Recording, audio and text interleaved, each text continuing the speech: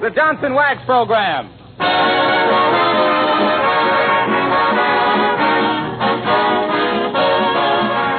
The makers of Johnson's Wax, Johnson's Self-Polishing Glow Coat, present Fibber McGee and Molly, written by Don Quinn, with music by the King's Men and Billy Mills Orchestra. The show opens with Why?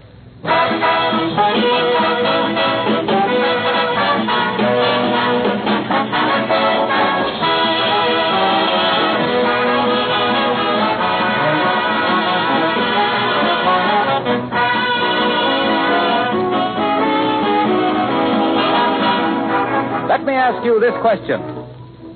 If you're having guests for Thanksgiving, what two things should you do now so you'll be ready to entertain them? Well, of course, one is to order a tender young turkey with all the fixings. That's just about essential. But there's something else that's important, too, especially if you want your friends to carry away a flattering impression of your home. See that your tabletops, sideboard, and chairs, and, of course, your floors, are gleaming with a rich protective coat of genuine Johnson's wax. Your silver and fine china will look their very best on a wax-polished surface. And what's more, the tough film of Johnson's Wax will protect the finish. It is this double duty, beauty and protection, that makes Johnson's Wax indispensable to the careful housekeeper. Floors take on new beauty with every waxing, and they're the easiest of all floors to maintain. And besides floors, there are more than 100 extra uses for genuine Johnson's Wax. And by the way, you can buy this famous wax in either the familiar paste or liquid form, or in the new cream wax, especially formulated for furniture and woodwork. Buy some tomorrow.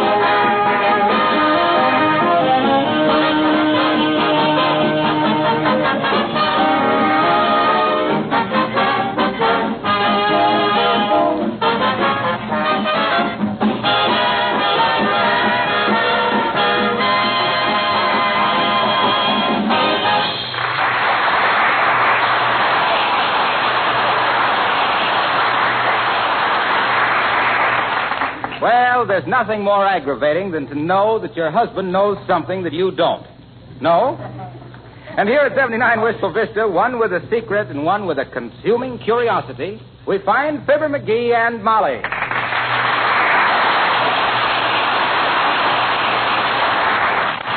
Oh, come on, McGee. What is it? I won't tell. Now, listen. Stop playing hard to get. Oh, okay, here. It's a letter from your Uncle Dennis. And when you see him, tell him I ain't in the National Guard and I never have been. Oh, does he think you are? Well, the letter says, Dear Molly and that NG husband of yours.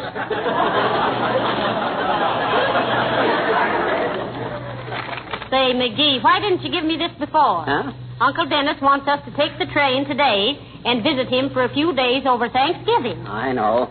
I didn't want to go. Well, why not? Well, in the first place, I haven't got any use for your Uncle Dennis. In the second place, he hasn't got any use for me. In the third place, we hate each other. Well, I like him because he was always so nice to us kids when we were little. Oh, well. He was always sending us down to the corner on an errand and letting us keep the change. Yeah. I wonder who's running his errands now. And if he's still using that same little tin bucket. Well, you can go if you want to, but I won't. Oh, yes, you will. Now, pack a bag and see what time the train leaves. Go on now, hurry. Oh, what's the rush? My bag's all packed. It is? Yeah. I thought you said you weren't going. Just a routine protest. Yeah. I'm no fool. I knew I couldn't get out of it. Well, then call up and see what time the train leaves. Wait a minute. Maybe he tells us in this letter. He says, you had better leave on the train which pulls out of Wistful Vista at... Where's the next page of this letter, dearie? There's only 2 pages. Well, you only gave me one. I did? Well, shucks, I don't know what I did with the other page. I don't know. I didn't finish reading that letter myself. Oh, McGee, you're so careless. Oh. Look around for it Okay. whilst I run upstairs and pack my bag. Well, it's around. But be sure now... Ah, there, McGee. Hello, Mrs. McGee. Hello, Mr. Gildersleeve. Hi, Gildy. What you want? If you're through with my suitcase, I'd like to borrow it for a few days. I'm taking a little trip. Oh. Well, so are we. And McGee's got his things all packed in your suitcase. Well, you'll have to unpack it, McGee. I've got to have that suitcase.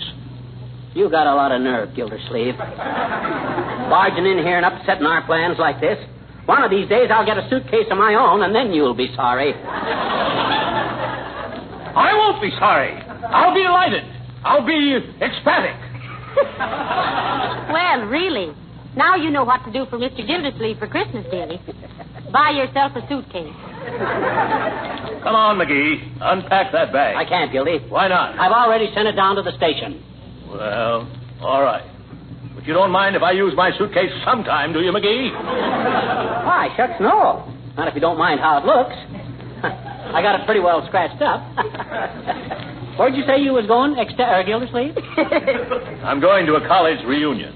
Oh, how nice. Yes. I was Princeton 14, you know. Oh, imagine that, Molly. 14 years at Princeton.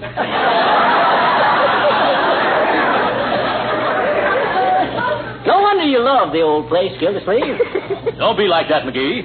I mean, I graduated in 1914. I was valedictorian. Well, now, that's nothing to be ashamed of. Lots of nice boys work their way through college. Did you get a degree, Mr. Gildersleeve? Oh, yes. I specialized in English lit. Yeah, so did Uncle Dennis. You ought to hear his English lit. You a sorority man, Gil? Of course not. I was a fraternity man. Oh, you couldn't get in a good sorority then, huh? Sororities are for girls. How could I get in? Did you try? Yes, I did. No!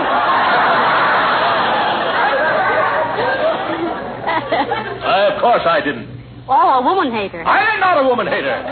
I love women. Oh, a Don Juan, eh? I am not. Well, make up your mind, Mr. Gildersleeve. Just what are you? Well, I'm a fraternity. I'm a man that... Oh, I don't know what I am. You've got me so confused, McGee. Your education didn't do you much good then. You can't even think logical. By George, I know this much, McGee. Huh? You better give me back my suitcase one of these days, or I'll know the reason why. So will I. I lost it.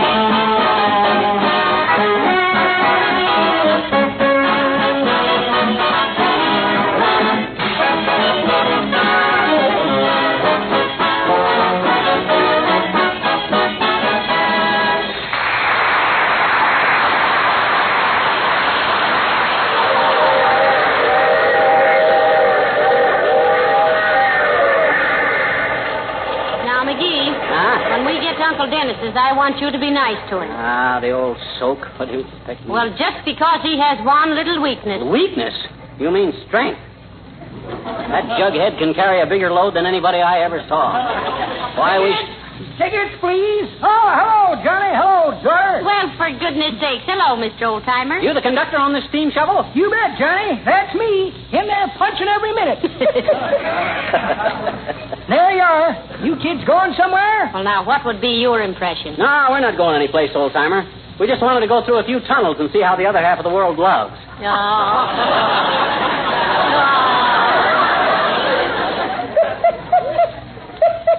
That's pretty good, Johnny. But that ain't the way I heard it. The way I heard it, one feller says to t'other feller, say, says, I see where they're using dance music to drill football teams with. Yes, I know, says t'other feller. I seen a substitute run up to a referee in last Saturday's game and say, Pardon me, may I cut in? Imagine that, kids. Training football teams to dance music. I can just hear the radio announcer saying, Notre Dame better get busy down there. There's only 2 minuets left to play. Well, I guess that about exhausts the subject. Yeah. And me and you. So long, kids.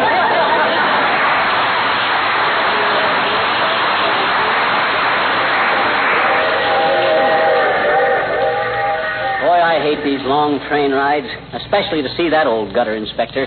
Who? Your Uncle Dennis. Oh, now, look here, McGee. Oh, yeah. You've been saying unkind things about Uncle Dennis all day long. You know what they say about your family. What you mean?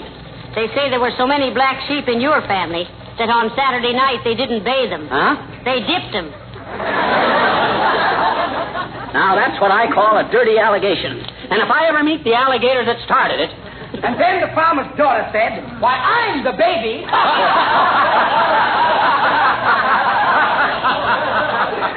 Hey, I thought I heard a familiar laugh across the aisle there. Oh, it's Mr. Wilcox. You, Mr. Wilcox. Well, hello, Molly. Hi, Fibber. What you doing on this train, Harlow? Oh, just riding back and forth. Riding back and forth. Aren't you going anyplace? Nope. At this point, folks, there should be a sound effect of a faint rustling to indicate Johnson wax dealers all over the country pricking up their ears. Well, if you're not going anyplace, Wilcox, why ride on the train? Well, I'll tell you why.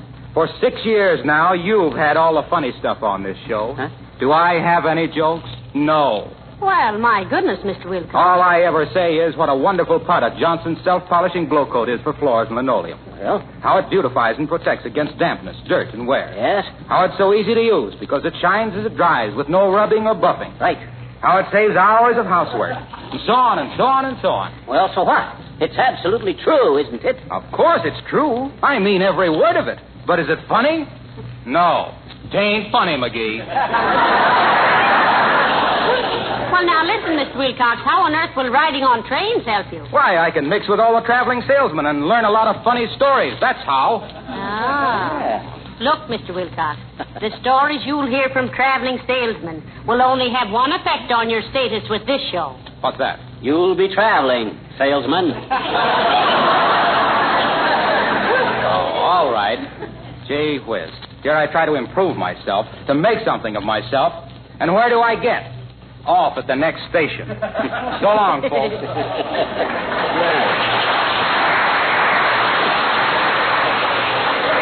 Pull that stuff on this show. This is a family show. This is sure a healthy country we're going through, Molly. Yes. We just passed the grave of a real old man. The stone says he was 121. Really? What was his name? Miles from Chicago.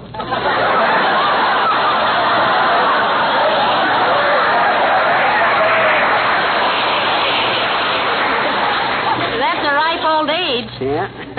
It's a ripe old joke, too. I should have given that one to Wilcox. Well, I think I'll go back to smoking and have a cigar. All right, dearie. I'll try and take a little nap.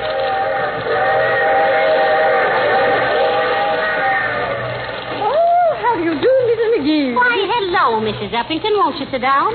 Thank you. No, my dear. I'm too excited, really. Oh, what about Mrs. Uppington? Well, now, this is strictly confidential, Mrs. McGee. Yes? Not a word to Miss McGee, you know. All right, I promise. Well, I'm going to a downstate nursery. I'm thinking of adopting a baby. No, not a baby. Yes, a baby. Ah. But remember now, not a word to anyone. Oh, here comes Mr. McGee. I shall be back in a few moments, my dear. Oh, hey, didn't I just see Uppy here? Where is she going? Well, it's confidential, Huh? but she. Oh. Well, she won first prize at the state fair for a patchwork quilt she made, and she's going down to collect the prize. Oh, that's... Oh, back again, Mrs. Uppington? Yes, Oh, how do you do? Oh, hi, Uppy. I'm so excited I had to get a drink of water. Well, I don't blame you, Uppy. So, you finally hit the jackpot, eh?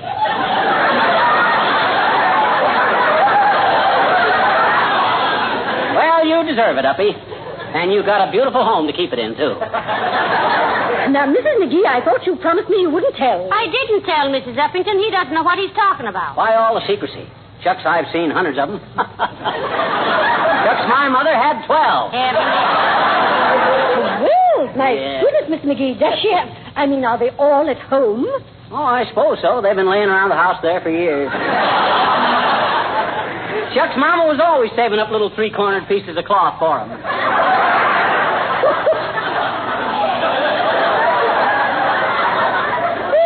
I should imagine so, but 12 of them, nice. What a responsibility. Oh, dear. Look, Mrs. Uppington, McGee thinks I think you're silly if you consider them a responsibility. Why, shucks, all you got to do is send them out to the wet wash once in a while. And just shove them in the closet till company comes. Shove them in a closet? Sure. There's no trouble. There's only one thing about it, Uppy. It's going to break your heart when you see them getting old and moth-eaten. And lumpy in the middle.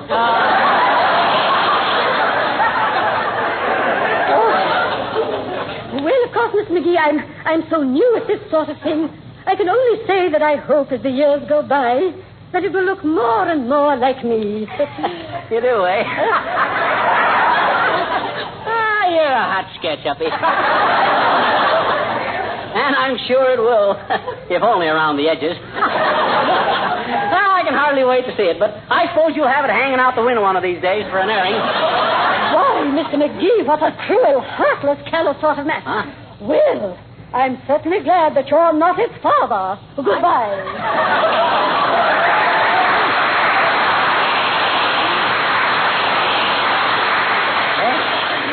Molly, did you hear what she said? How could anybody be the father of a patchwork quilt? Well, why not? Huh? Robert Fulton was the father of the steamboat. Hello there, my dear, and a happy Thanksgiving to you, my grim little my little pilgrim. Hello, Mr. Boomer. Well, if it ain't the Secretary of the Ulterior, Horatio K. Larceny. What are you up to, my fine feathered jailbird? Those are harsh words, Poison Pan, and I'm cut to the quick. Fortunately, I have a very slow quick. But to answer your subtle interrogation, I am endeavoring, without much success, to get a small aggregation of travelers together for a game of cards. Would you care to sit in, ragweed? I don't want to play any poker with you, Boomer. And that deck of cards you carry around with you has got 52 jokers in it. Say not so. Say not so. It's true. I have here a deck of cards with a government seal still intact. Now, where I put that deck of cards? Deck of cards. I had them here a moment ago. Here's a letter from my father. Poor old Dad, having trouble with his hearing. Oh. I told him that lawyer was no good. Here's an article about my friend, Fu Yong, who's running for mayor of Chinatown. Unfortunate fellow. Every time he gets up to make a speech, they egg Fu Yong. Here's a photograph of all my classmates in Sing Sing, with their ankles chained together. We used to call it the Union Leg Club. Very amusing. Now, what's this? A small bore revolver. Did you ever kill a small bore? There's a handful of chestnuts. Or should I say another handful? A deck of cards with a government seal still intact. Well, imagine that. No check for a short beer. Must have left it in the club car. Well, good day, my dear, and good day to you, Sheepshank.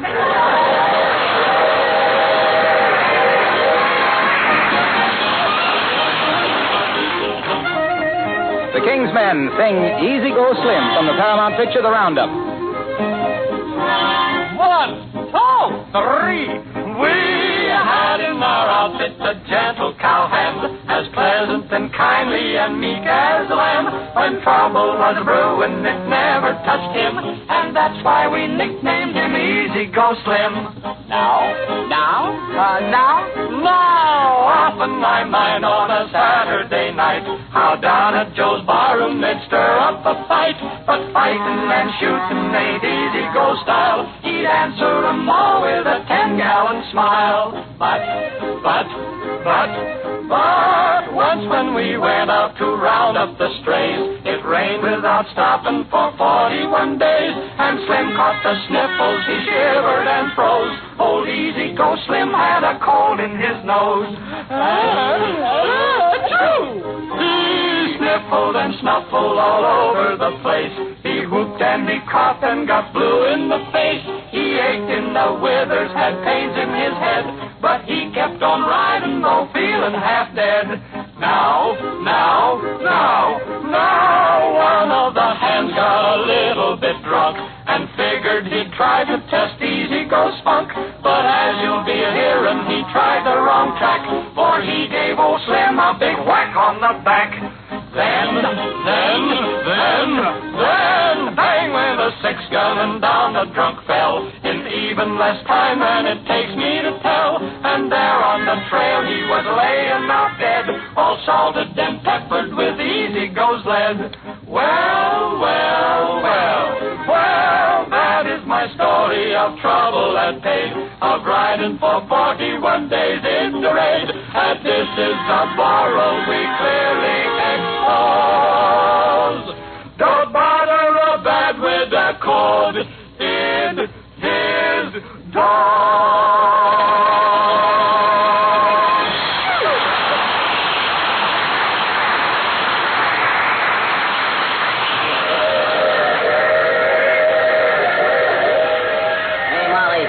Asleep? No. I was just sitting here with my eyes closed, thinking how nice it'll be to see Uncle Dennis again. I wish I could share your joy. But if that old barfly says... McGee, stop it. You've spent the whole day insulting Uncle Dennis. Well... He never says anything bad about you. No. But I never saw anybody that could put such a nasty significance into a hiccup. And if he keeps doing that... Hey, mister, get your feet out of the aisle. Oh, hello there, little girl. I'm sorry. Oh, wait, you enjoying your trip? Oh, yeah. I like to take a long train trip once in a while and get away from it all. Oh, you do, eh? Sure. Anyway, I got a book with me to read. Oh, what's the book? Aesop's Fables. Oh. Gee, there's some awful dumb stories in it, too. Such as which, sis? Well, the fox and the tomatoes, for instance. You mean the fox and the gray apes? No, I made it tomatoes so the fox could reach him easier. He was awful hungry, you know. Well, that's a very humanitarian thought, sis. And I think that with proper consideration for the factors involved, you'll detect a very sound psychological basis for the plot. Well, gee, I can't do that again. You like the story, sis? No, I don't understand it. Why did the fox want the grapes in the first place? Why, he wanted to eat them. Foxes don't eat grapes, I bet you. Oh, yes, they do. Oh, no, they don't. Oh, yes, they do. Oh, no, they don't. Oh, well, how do you know? You ever have a fox? No, but we got grapes, and the foxes don't eat them either. Maybe there aren't any foxes around where you live. Well, I bet you if I was a fox and I like grapes, I'd go where there were grapes, and that's where I live, I bet you. Well, sis, your logic is incontestable. Gee, does it show? Huh? Look, have you discovered any other inconsistencies in that ageless epic about the fox and the Steinbeck strawberries? Oh, gee. You talk so fancy, mister. Excuse me, I just asked what else was wrong with the story. Everything the fox said. That's all. Now, in the first place, a fox can't talk, and if he could, he'd fox trot into a restaurant and order himself a ham on rye, I bet you.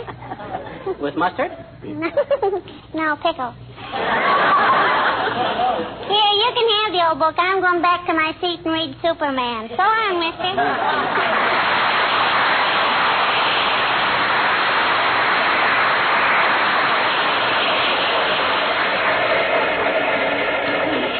Hey, Molly, we're slowing down. We must be coming in. Oh, fine. Get the suitcases down, dearie. I hope Uncle Dennis is waiting at the station for us. Here we are.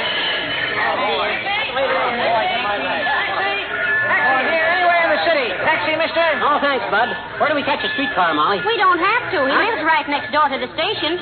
Huh? He's an old railroad man, you know. Oh, that must be why he's always wetting his whistle. Oh, my. Oh, I hope Uncle Dennis will have plum pudding for dinner. Well, I hope he don't. Last time he served that, it was 2 plums and a dish of rice custard. Somebody swept off their porch.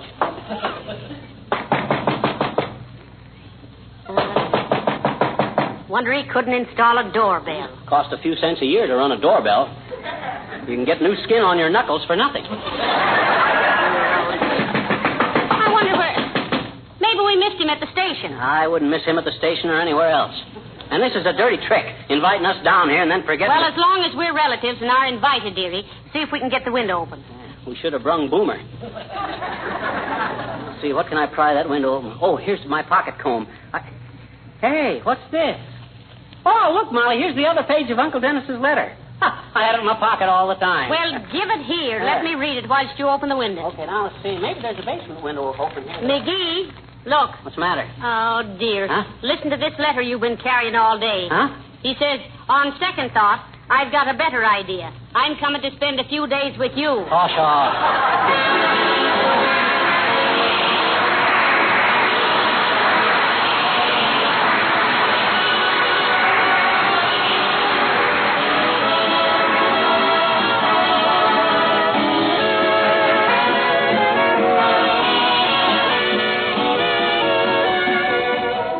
Fibber and Molly will be back in just a moment.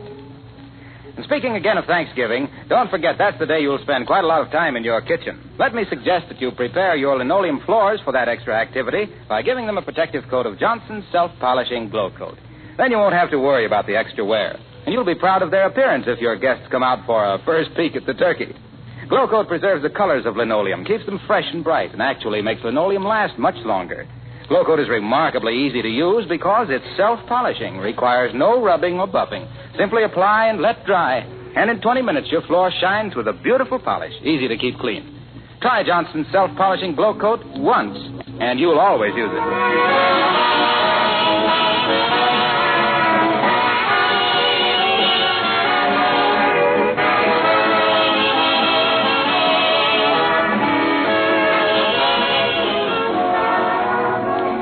Ladies and gentlemen, the American Red Cross is holding its annual roll call this month, and all of us should join. That's right. The Red Cross needs your help now so that in national emergencies it can help your needs. Good night. Good night, all.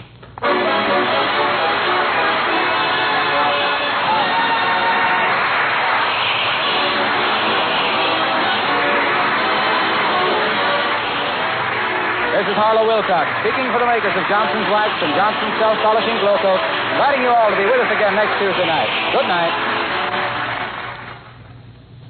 Makes a hard job easy. That's what many thousands of car owners are saying about Car New, Johnson's sensational new auto polish. Why is Car New sensational? Because it both cleans and wax polishes your car in one easy operation in half the time these jobs used to take. And the cost of Johnson's Car New is very low. Try it yourself. Get your car ready for winter by giving it a Car New beauty treatment. And you'll say with the other car owners, your car looks like new when you use Car New. This is the National Broadcasting Company.